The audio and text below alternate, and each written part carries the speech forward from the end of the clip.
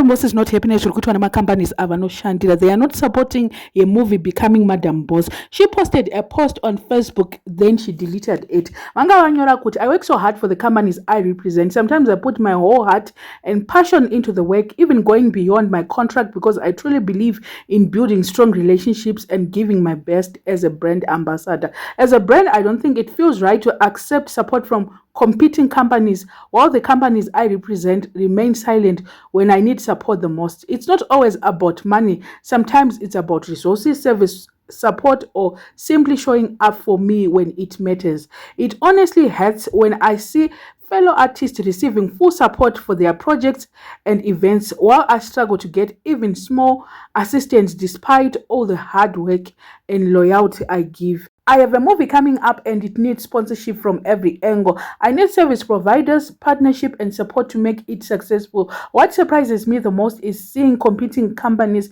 willing to support me immediately while the brands I call family are still sitting on my proposal, waiting until the last minute without any urgency. I'm not someone who hosts events. Often when I finally do something meaningful and major like this, I naturally expect support and goodwill from the people and brands I've worked hard for. Right now, many companies want to come on board and support me, but some cannot because of conflict of interest issues. While the brands I officially represent are still silent over a very small proposal that only requires services and limited financial support. I see so many being supported in their events and projects, and sometimes I ask myself, why not me? It truly pains me because I know how hard I work and how much effort I put into everything I do. Murikunzwa nyaya yacho, murikunzwawo sei nyaya iri panapa yekuti Madam Boss havasi kuwana support. Companies acho, let me say allegedly, ana Nyaladzo, Sansoya, Omari, mamwe ndapi ndirangaridze comment section, because Madam Boss at this point, I think she has more than 20 companies or so avanoshanda nawo. But as of izvezvi pavari kutaura apa vari kuti companies acho, they are not willing to do anything. But companies ano-oppose aya, competitors acho, ndakuti ano-oppose zvinhu zvacho, so politics inombonipinda musoro. But anyway, companies, competitors aya ari kutaurwa kunzi ari willing. Pamwe ndiana Moboys, but Nyaladzo yakanyarara. Pamwe iDoves, Nyaladzo yakanyarara. Sansoya yakanyarara. Muri kuona manje nyaya yacho kwairi kuenda kuti munhu pakadai so munhu is left with no choice than to get support from them. Handizivi hangu kuti kungoti vanenge vakangosainirana pasi ndo zvimwe zvinonetsa kuti unongochinzi you are not supposed to work for any other brand kana uine contract nesu. Muri kuona manje pakadai so, because she also wrote a post imwe futi ndaishaya post yekuti I don't know kuti ndei here yakatanga kana that post, and ndakuitora screenshot post yandikaona yekuti what do you guys do if a company that you are working for is not providing zvauri kuda iwewe, and then imwe competitor is offering 1 2 3 ikuda kusponsor, how do you go about it? And then murabaraba uyushu ndo umwe wakazonyatso explaina zvinhu zvakawanda manje kuti what is really happening. Asi kana zvakadai soka hameno kuti zvinofambwa sei, but I feel like zvinhu zvekuita part uchifunga kuti ushana magifts kana kuti zvekufanoita munyu muhomwe uchimirira nyama yausati wabata zvinogona kuti netsei. Ndo zvandikaona hangu like it's not a good thing kuti ana Omari ana Chichichi havasi kusupporta, because Madam Boss is always showing up for them. Every Nyaladzo, whatever she goes, UK kanzi kwaita chinhu cheNyaladzo unowana vaenda kuma sports eNyaladzo vanoenda, kuma celebration vanoenda, which I don't think kuti zviri mucontract. Ndo zvavari kutaura kuti I go beyond my contract, but they are not supporting me at all. Handimaititi pepe vaitsvaga sponsorship vachiishaya vachitwa seizvozvizvi ndo zvakangofanana. I guess sponsorship I think inongonetsa kuiwana. Mubve raMadam Boss ndikurityira hangu, no one is pushing it zvekutodaro.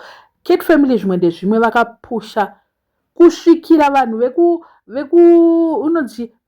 Family vanojoina vatengawo matickets. That's how much Lost in Ashes was so promoted nevanhu veCate Family. But as of today no one is even supporting Madam Boss zvekutoda masocialites shamwari dzavo dziri zi vakuti senge movie vasiri kutomboriona.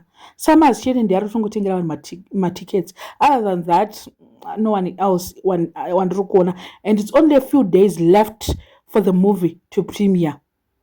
My brains, I think kuti you are not supposed to feel that entitlement yekuti vachakubuditsira mari pakadai so, because iwewe imovie rako ivo havapinda. They are not entitled for that. They will look at they are not profiting anything. So why would they sponsor? Diri ravana taira ndere kungobhadhara paanenge ashanda zvemamovie maextras zvekuti vanogona kungoti aiwa isu hatisikuwana anything, hazvina mari, saka why would we want to sponsor zvinhu zvinotibudisa mari? At the end of the day, they also want to make profit. And post iyi yaisafanira kutombosvika kusocial media at all. Akarwadziwa akaita sei, but kutohumiliata mabrands aanoshandira. Haminoti akaadvaiswa nani, but uchingodai so 1 minute ndobva yatongobviswa post yacho because yaitozomushoresa west, but still mafunga kuti havaone here, vanenge vatoriwo pasocial media mabrands acho vachitoona zvese izvi. Pakabhaizika hapo ipapo, and I know she was very emotional. Vachifunga kuti pamwe vachakwanisawo kuti vachawanawo ma1000, a couple of thousand from companies. Izvo zvinonetsa. Ngavatoapproach zvawana wikino ndo vangatoapproach vangakwanise kusponsor movie iri. Otherwise the rest of my companies, my companies they are striving. They are not my companies multi-million. Yes, ananyaradzo I think kuti they make so much money, but manje companies ka avanotoshandirawo ari kutostruggla zvekutoti kuti sponsorship iyo vachitotadzawo kutoti vamite magoals avo secompany ka zvinenge zvakatooma, ende vanenge vachitoti ko even yebrand ambassador yacho yakawandisa, so we cannot go beyond. Anataira vanenge vachidhura ka mabrand, kuita brand ambassador kwavo kunenge kuchidhura, saka they cannot accept kuda kungoti mari ichingoenda. They can accept, they can actually, I think kuti they can actually support ne presence. That's the most that they can do probably, because zvemari my expectations iwawo akaoma. Movie Becoming Madam Boss today it's the 10th and it only left its 20 days to premiere, but zizi actually iripo daiso kuri Lost in Ashes matickets anga achonzi $10 sold out, 20 sold out, maona manje zvaitika pepe.